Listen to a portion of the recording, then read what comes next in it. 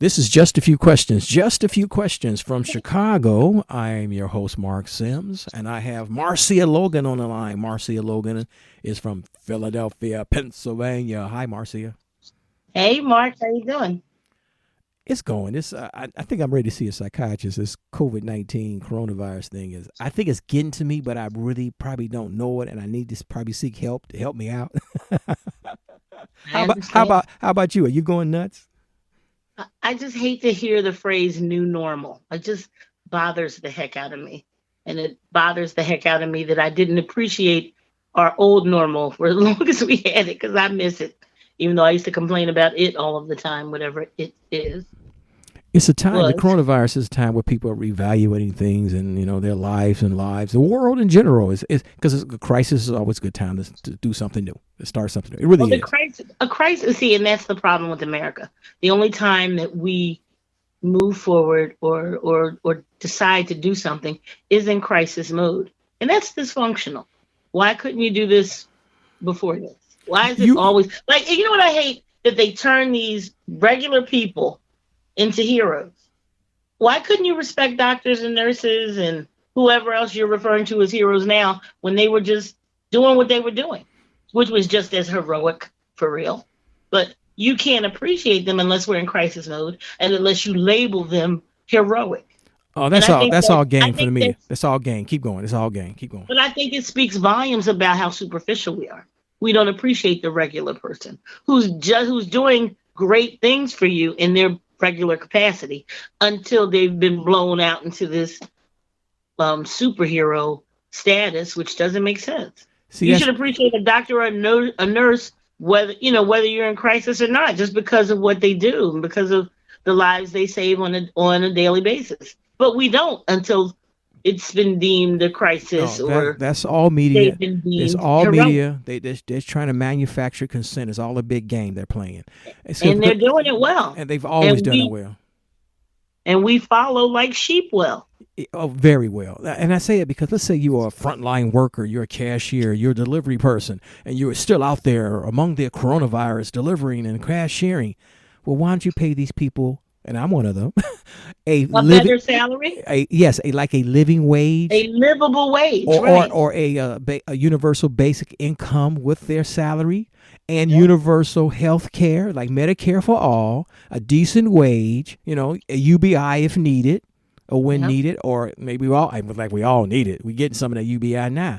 So let's move forward. Let's talk about. I hate to get racial on the show because some other people, when I may talk black issues, other folks would turn it off and whatnot. But when I talk about African American issues, it's all people. Some we just human beings.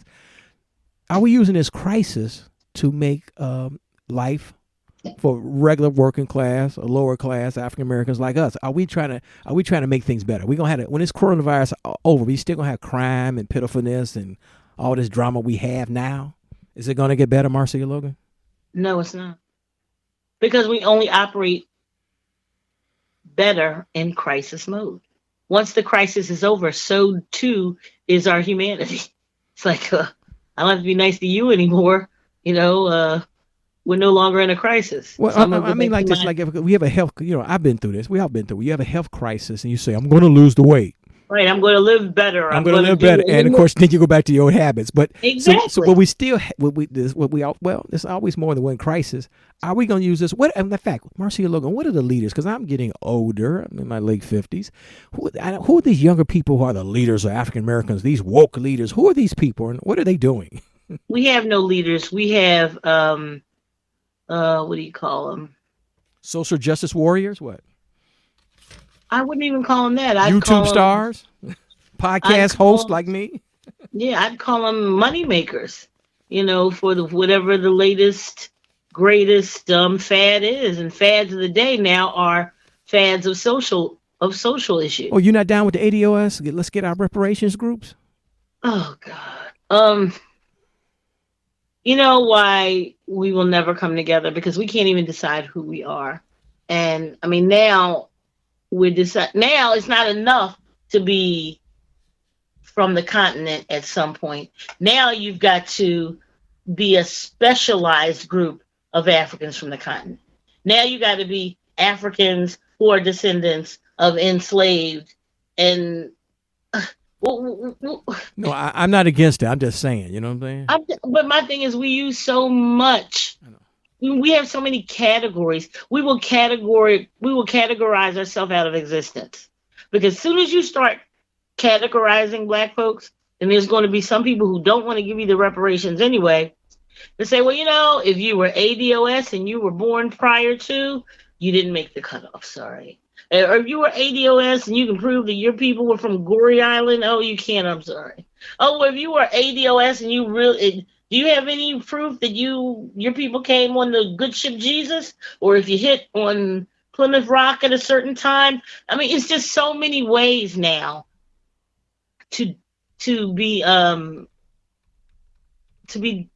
well, what would I say? Not unified, because now there's always going to be some oh goodness, there's going to be some stepping stone that's going to be placed that's going to stop you from either getting a reparation or getting, it's like we want to be called everything except African. It's always got to be some kind of qualification. You don't like Negro? Or color? No, I never liked Negro or color. No, I did not.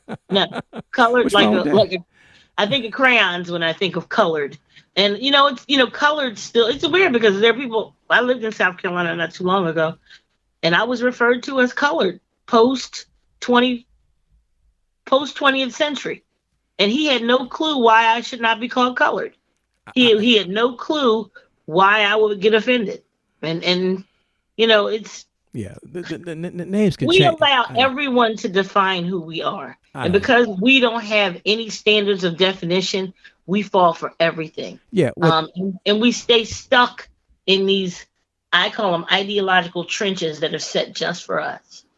This ADOS, and then we're going to have post Civil War, pre-Civil War. Yeah. I mean, there's so many. But just imagine if they was giving out reparations, would you take it? Of course I would, and I think I deserve it. Don't they live off of the benefits of being white? Oh yeah. Do they sit there and say, "Oh no"? Because who gets more affirmative action than any other group? Who? White women? Do you know? White women? White women. Yes. Do they sit there and say, "No, I'm not going to take it"? They take that minority classification to get whatever they want, don't they? There's businesses then if they're married to a white supremacist and he's making them money and he's a CEO, she takes that money too, doesn't she? And nobody looks at her cross-eyed. No. They only look at us cross-eyed. We're the ones that have to walk a fine line all the time. And that's why I hate when we do it to ourselves.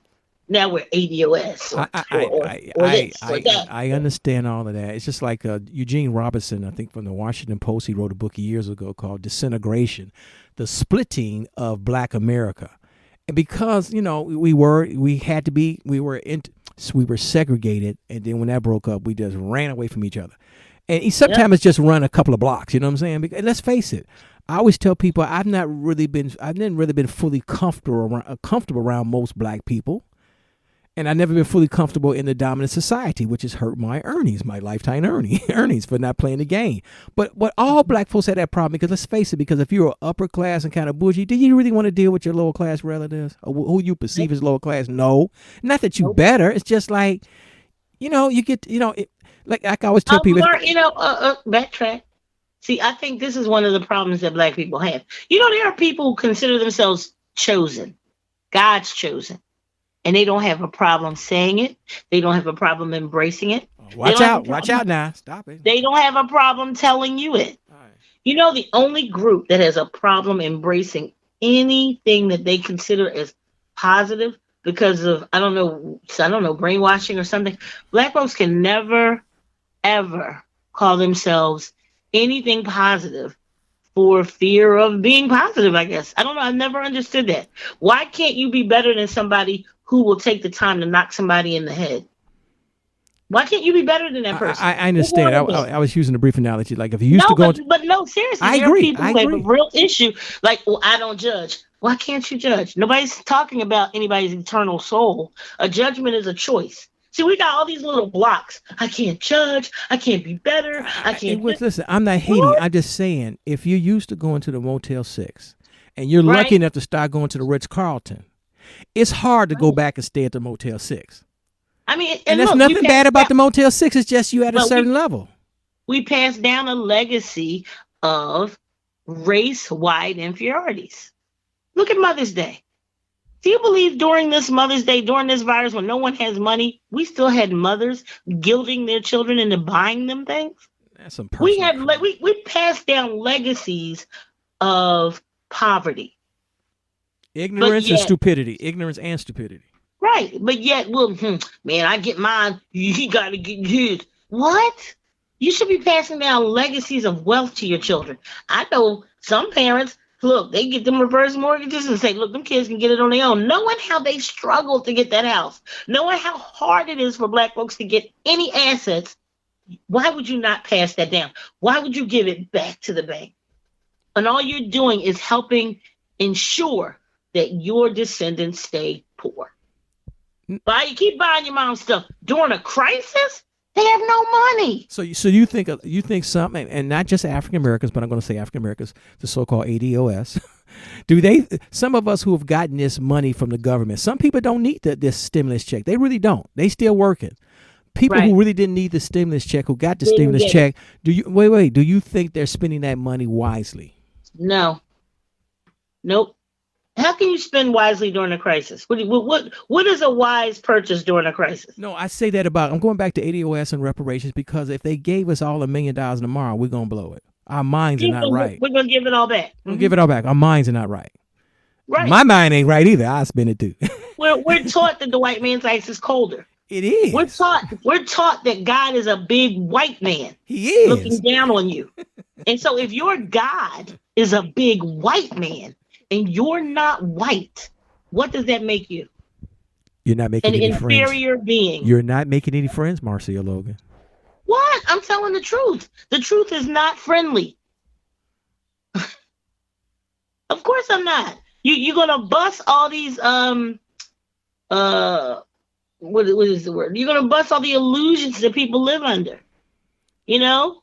First and foremost, you are playing the same games that your oppressors play. First of all, we send our children to our oppressors to educate them, and we wonder why they're crazy.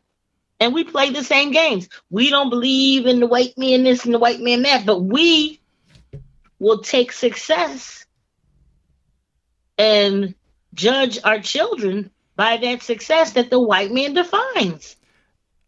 You're successful if you leave that Black neighborhood.